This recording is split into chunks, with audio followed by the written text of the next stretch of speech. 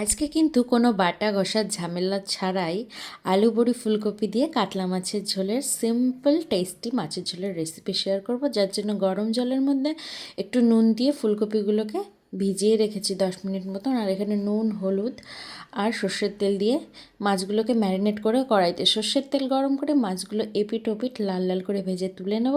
আর ওই তেলে দিয়ে দেবো বড়িগুলোকেও লাল লাল করে ভেজে নেব। আর দিয়ে দেবো কেটে রাখা আলুগুলোর মধ্যে একটু নুন আর হলুদ দিয়ে খুব ভালো করে এপিট ওপিট করে লাল লাল করে ভেজে তুলে নেব। আর ভেজে নেব ফুলকপিগুলো, তবে ফুলকপির মধ্যে কোনো রকম হলুদ বা নুন দেবো না, কারণ নুন দিয়ে ভিজিয়ে রেখেছিলাম। এবার ওই তেলে শাহি জিরা, শুকনো লঙ্কা, তেজপাতা ফোড়ন দিয়ে দেবো কেটে রাখা টমেটোগুলো যতক্ষণে নরম হবে ততক্ষণে একটা মশলা বানিয়ে নেবো।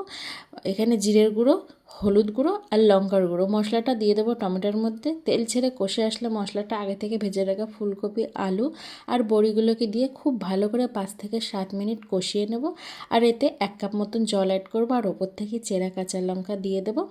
ঝোলটা ফুটে আসলে ভেজে রাখা মাছগুলোকে দিয়ে আরও 10 থেকে 12 মিনিট খুব ভালো করে ফুটিয়ে ওপর থেকে ধনেপাতা ছড়িয়ে নিলেই কিন্তু রেডি একদম টেস্টি বড়ি আলু ফুলকপি দিয়ে কাতলা মাছের ঝোল। যদি রেসিপিটা ভালো লাগে অবশ্যই কমেন্টে জানিও।